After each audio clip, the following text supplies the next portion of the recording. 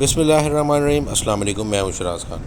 ایک کہاوت ہے کہ جو چمچہ گیری کرتے ہیں ان کی عزت افزائی ہوتی ہے، جو طاقتوروں کے تلوے چاٹتے ہیں انہیں نئے شوز ملتے ہیں، چینلز پر جگہ دی جاتی ہے۔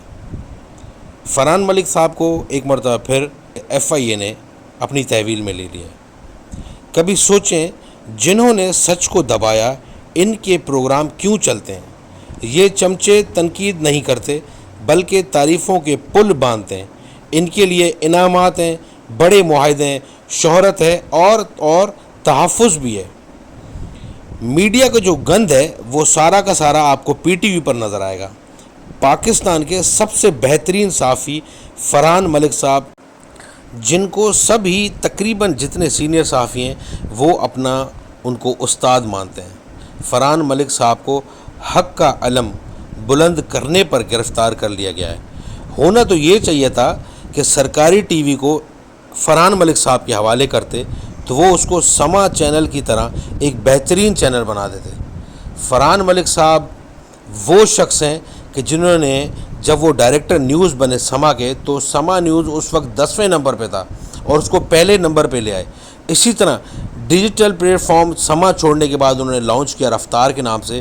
آپ دیکھیں کہ رفتار کی اسٹوریز کیسی بہترین ہوتی ہے۔ چند ماہ میں ہی پاکستان کا سب سے با اثر اور پاپولر پلیٹ فارم رفتار انہوں نے بنا دیا ہے۔ اب ظاہر ہے بھونپو قسم کے لوگوں کو یہ کیسے برداشت ہو سکتا ہے کہ کوئی آزاد بندہ اپنی صلاحیتوں کی بنیاد پر ترقی کرے اور پھر کنٹرول بھی نہ ہو۔ فرحان ملک صاحب کئی مرتبہ یہ بول چکے ہیں کہ ان کے ابا نے سارا مال جائیداد چھوڑ کر اپنی بیوہ ماں اور معذور بہن کو اپنے ساتھ لے کر وہ ہندوستان سے پاکستان آئے تھے۔ انہوں نے سڑکوں اور فٹ پاتھوں پر بیٹھ کر تعلیم حاصل کی، ڈاکٹر بنے، 40 سال کراچی کے ایک پسماندہ علاقے میں سستے داموں غریبوں کا علاج کیا۔ ان کے سب بچے باہر چلے گئے، اب صرف اکیلے فرحان ملک صاحب رہ گئے جو پاکستان میں رہ رہے ہیں۔ پچھلے 10 سالوں میں کتنی بار لوگوں نے فرحان ملک صاحب کو یہ کہا کہ آپ بھی باہر چلے جائیں، لیکن فرحان ملک صاحب نے ہمیشہ انکار کیا اور کہا کہ کیوں چلا جاؤں، یہ میرے باپ کا ملک ہے۔ اب سوچیں پچھلے 10 سالوں میں کئی بار لوگوں نے کہا لیکن وہ نہیں گئے اور آج فرحان ملک صاحب کو گرفتار کر لیا گیا۔ فرحان ملک صاحب ایک پروفیشنل صحافی ہیں۔ ان کی گرفتاری یہ ظاہر کرتی ہے کہ لوگوں کو سچ سے نفرت ہو گئی ہے، لیکن سچ کو کبھی نہیں دبایا جا سکتا اور یہ گرفتاری بالکل اس کی جتنی مذمت کی جائے وہ کم ہے۔ اب رمضان کے مبارک مہینے میں اور عشرہ جہنم سے نجات، آخری عشرہ رمضان کا چل رہا ہے۔